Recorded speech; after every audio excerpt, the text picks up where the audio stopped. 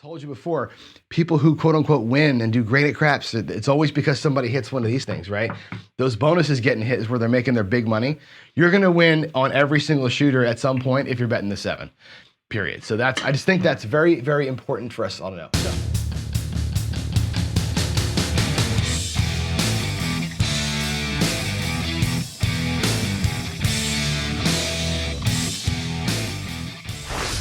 This is my practice session from last night. Now, last night I was talking to Chris from Sideshow Gamble, and he's doing that challenge where he's trying to get 20 rolls, right? And I'm like, man, that's just, I appreciate that you're trying that, but for me, not a worthwhile pursuit to go that long. I don't care about the long rolls. I mean, they're nice when they happen, but it's not my goal. I said to him, my goal, honestly, is to get 7 rolls every single time.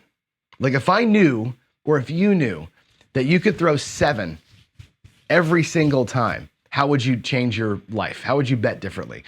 And that's, to me, the challenge. So my challenge is going to be to throw a consistent 7. I'm going to try, I'll do some live throwing at night. I don't know if I don't want to step on George's toes by going live and throwing every night, because it'll be boring if it's just, that's what I'm doing every night. But I don't want to put numbers like this on screen and not have a video to back it up that I actually did it. But here's what I did last night. I actually was throwing this while George was doing his live last night.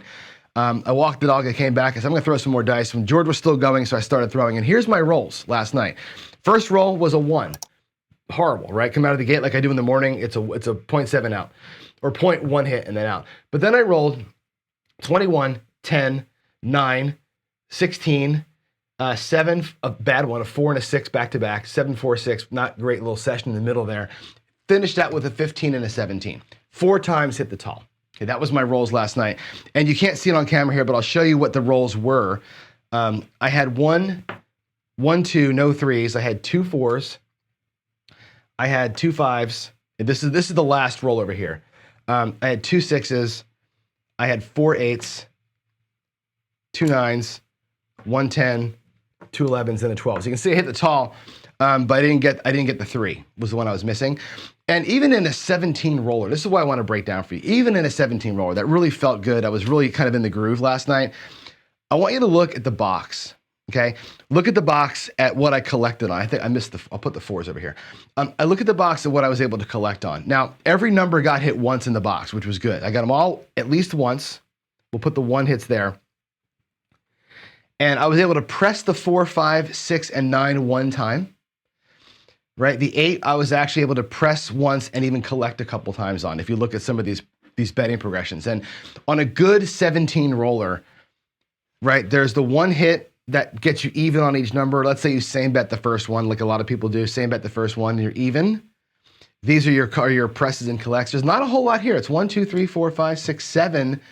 7 rolls really beyond just hitting the boxes that actually meant something as far as like being able to press and or collect. So don't be deluded by a number like 16 or 17 roller as this,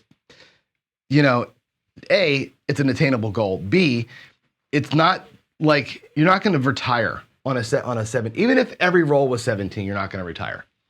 Right, on that roll, unless you're pressing the shit out of these things and you're hitting them like this. This is the one that I look at, and the pressing method that I'm going to show you today, the white, red from VDC, I'll show you this progression today. Even on a 17 roller, that was pretty good. The only time I would have collected any money would have been here on these 2 8s, because these are both press, collect. I would have had 2 collections on the 8 out of a 17 roller, playing what I'm about to show you as a really good strategy. I showed it to you yesterday. We all liked it. But even on a great roll like that, this is what I got. 2 actual collects at table max on the 8, which is interesting. Yes, I hit the tall. So there's a bonus in here. And I told you before, people who quote unquote win and do great at craps, it's always because somebody hits one of these things, right? Those bonuses getting hit is where they're making their big money.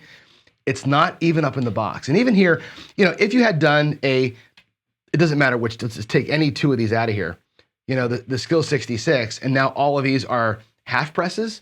Even then, half pressing 2, 4, 6, 8, 10, 11 times is not bringing home the house.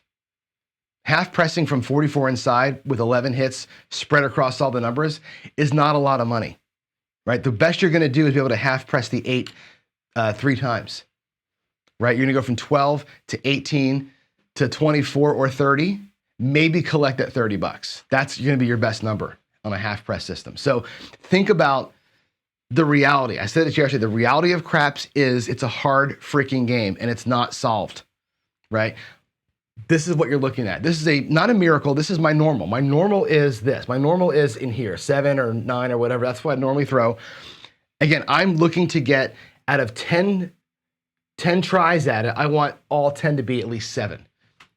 Failure, there's 5, I guess that's 8, that's okay. Failure, failure, and failure. 3 out of my 10 last night were fails, right? I didn't get 10 out of 10. 10 out of 10 should be 7 or more if I can actually control the dice or have influence. That's what I'm looking for.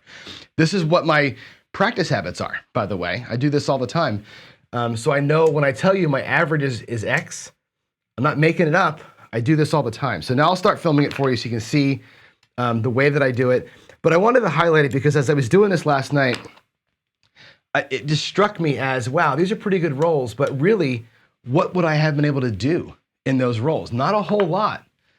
Only on the 8, on the one time where I hit the 8 so many times, 4 or 5 times, whatever it was. That's where you get some extra juice in your game. But really, this is a hard game. And I want to keep impressing upon you how damn hard craps is, because we think that we've got these systems that are going to work. And like I said yesterday, most systems don't work, because the dice have got to do what they're going to do. And even when the dice do something pretty special, it still isn't it still isn't magical. And I want to make sure that we're always being honest about that. I'm not going to show you some stuff here and blow smoke up your rear ends and tell you how easy this game is to beat and how this is the next great system, because it just doesn't exist, right?